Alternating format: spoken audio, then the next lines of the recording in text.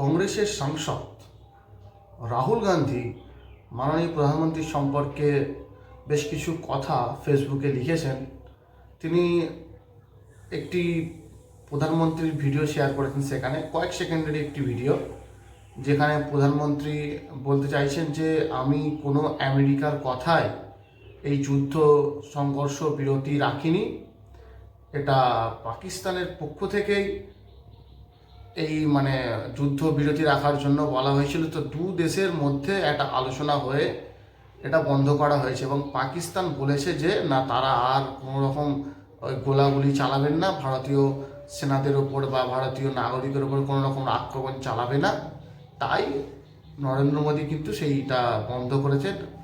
দুজনের দুটো দেশেরই একসঙ্গে আলোচনা করে এটা হয়েছে। এটা প্রধানমন্ত্রীর বক্তব্য।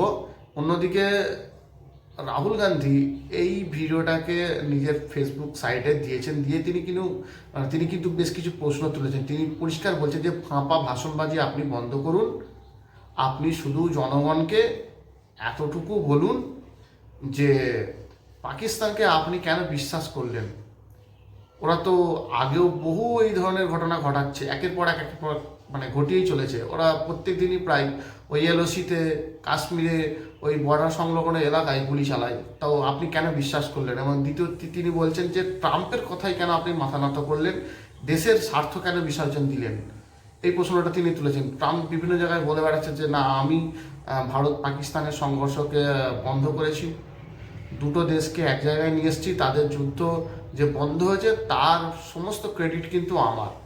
তো এই জন্য রাহুল গান্ধী এই প্রশ্নটা তুলছেন যে তাহলে আপনি কেন আপনার বন্ধু ডোনাল্ড ট্রাম্পের কথাই কেন আপনি এই কাজটি করলেন, আপনি ভারতের স্বার্থ কেন বিসর্জন দিলেন, ভারতের সম্মানে কেন আপনি এই আঘাত আনতে দিলেন।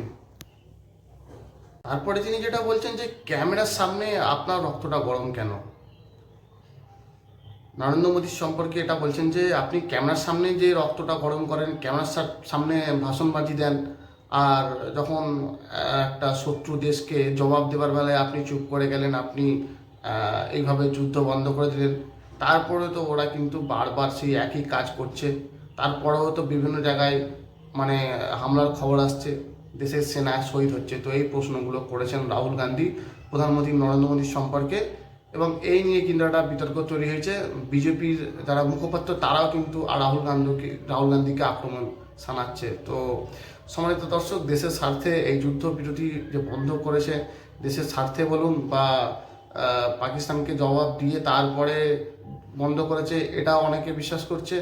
তো কি বলবেন আপনারা এ বিষয়ে? রাহুল গান্ধী যে প্রশ্নগুলো তুলেছেন সেগুলো কি সঠিক, সেগুলো কি এই সময়ে এই পরিপ্রেক্ষিতে এখন তোলা যায়, সেই সম্পর্কে আপনাদের কি মতামত, আপনাদের কি ধারণা, অবশ্যই জানাবেন। এবং প্রত্যেকটি গুরুত্বপূর্ণ আপডেটের জন্য অবশ্যই চ্যানেলটিকে সাবস্ক্রাইব করে পাশে থাকবেন। ধন্যবাদ।